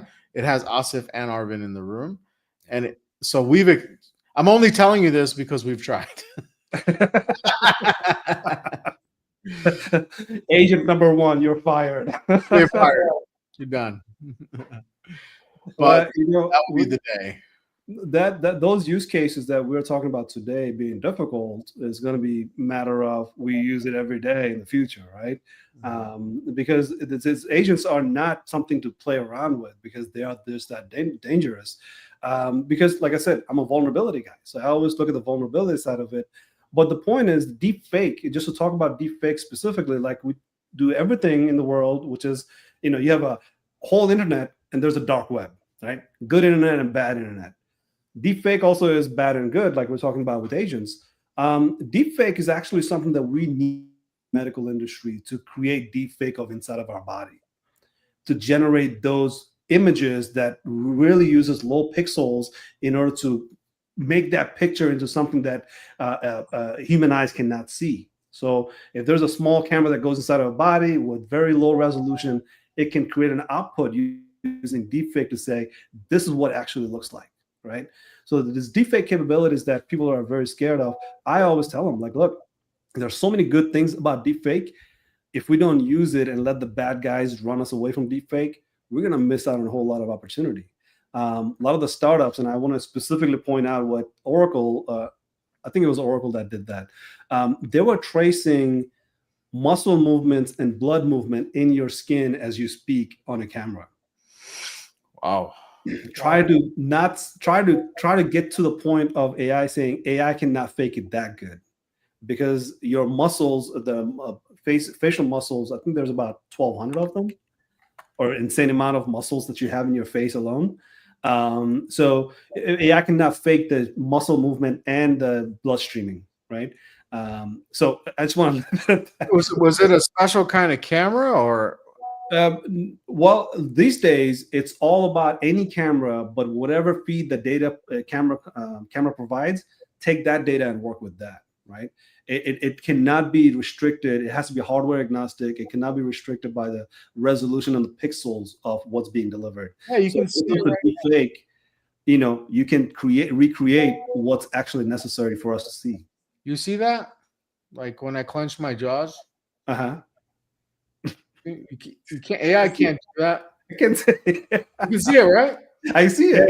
Yeah. The veins. Yeah, you're talking about the veins that, this part right here. The veins, the muscles, you're right. Yeah. No, AI can do up to certain things, but not everything, right? And like we're talking about startups, can you imagine this is the type of services you provide to people, right? To say, like, now I can tell you who's fake and who's not, or tell you literally how much data is traveling from one point to another, and tell you from that data traveling perspective what's AI and what's not. Because as we speak now, 47% of all the data that's traveling through the internet is bots. Yeah, and what's interesting, and again, I come from an enterprise perspective, so a lot of the enterprises, they do want to have avatars as their customer service agents, for example, right? And what we are increasingly noticing is that actually enterprises do appreciate the fact. So we built this customer service agent, multi-agent framework, right? And the goal of that agent was actually there are multiple agents. So when an angry customer, or when a customer calls this enterprise, essentially a human picks up an agent picks up the call, right? So the first thing it'll do is it'll understand your problem. It'll detect the sentiment. Are you angry? Are you happy? Or do you want to, do something, some action, whatever it is? And it'll instantly, there will be bots that are spun up, which will go understand about the customer. Say Nick James is calling a credit card company. He's angry because there's some fraud activity going on. His levels are elevated. His voice is having that tone, right? Immediately, it'll go to Nick James's customer database. You guys talk about databases a lot, right? So, and it'll figure out, is Nick a loyal customer? Has he been with us? How much money he spent? All of that. And appropriately, if let's say Nick is a newbie and he doesn't have too much experience with the company, it'll still ask you 10 more questions to figure out what the real problem is. And it doesn't care if you're angry or whatever the sentiment is. However, the same if Asif is a loyal customer spending $1 million a year with that credit card company, now within one question, it'll immediately pivot to a human rep. That's right. So with the same amount of human reps, call it 100 human reps, you can now spin up thousands of agents. That's right. Right? Dealing with hundreds of thousands of customers. Some might be happy sentiment, some might be angry sentiment. But at the end of the day, the reason I bring this up is there's a survey that we do all the time. And the survey's output says these new, the new workforces, the new people that come out to the workforce, they're actually more happier dealing with agents than with a human. Oh, yeah. Because the agent targets with specific questions. It doesn't think through it because it has a database of knowledge that it can interact with you for. So apparently, who knows? The future might be agents and humans working together, but with a way better result than what we have now in solving a problem. So let's just say we're about to hit that button again, but let's do it together. How you feeling right now?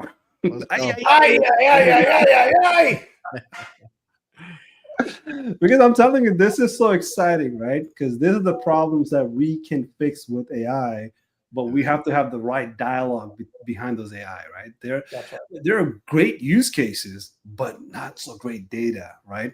And how do we collect that data and repurpose and reuse that data? How do we create a feedback loop? How do we create a life cycle of this data? Oh boy, call Arvind, he will tell you all about it. All right. So really, guys, I know you could have been so many other places in life right now in Earth, but you spent it with me, and I guess it was a fun discussion, I would say.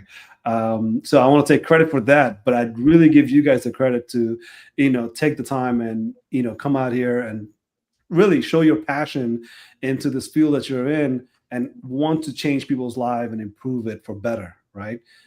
So really, thank you guys for making the time. Any departing thoughts you have, please share, and then we can jump off. No, Nick, I'll go first if you don't mind. Look, I think this is very interesting time we live in. We have to think differently. We have to act fast.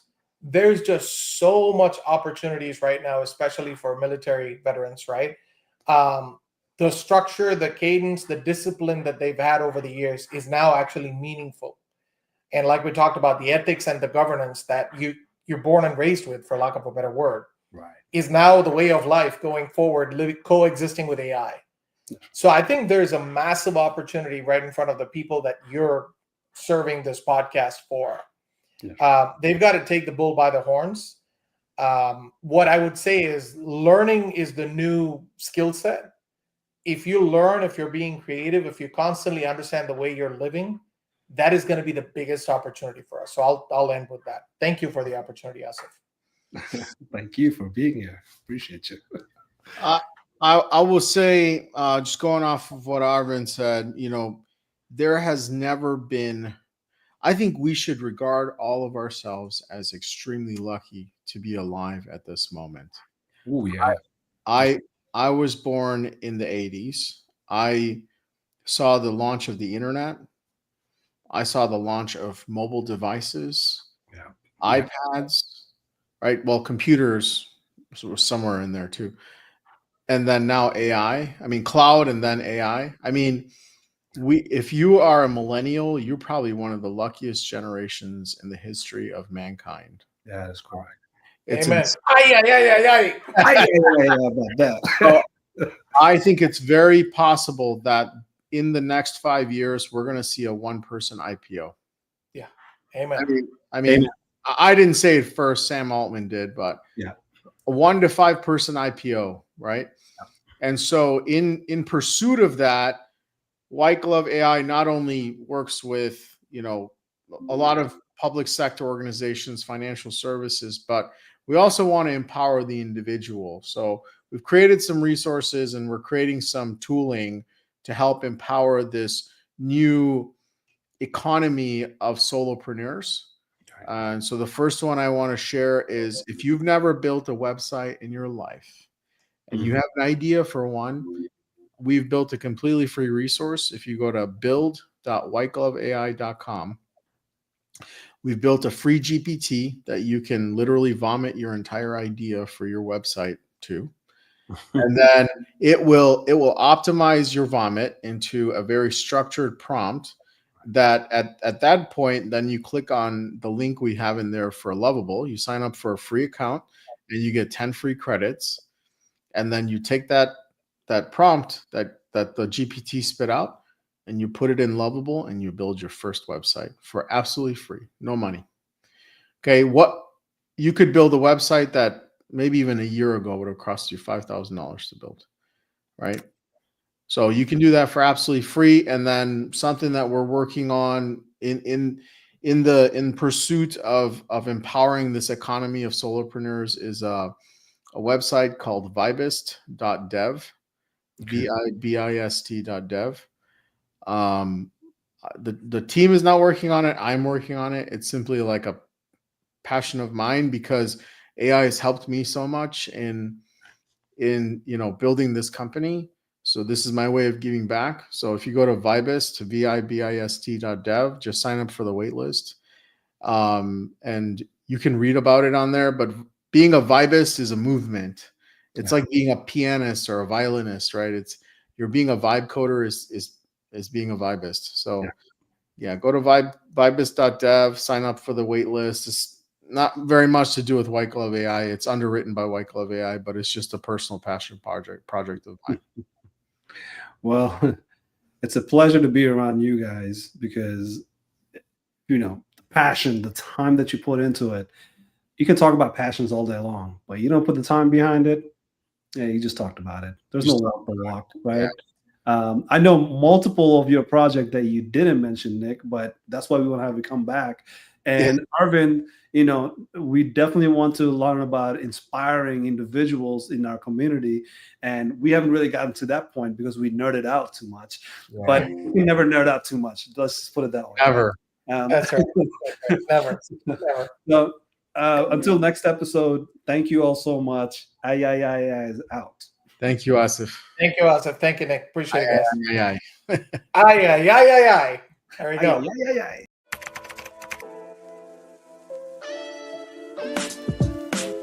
Created my own little algorithms to do one thing or another.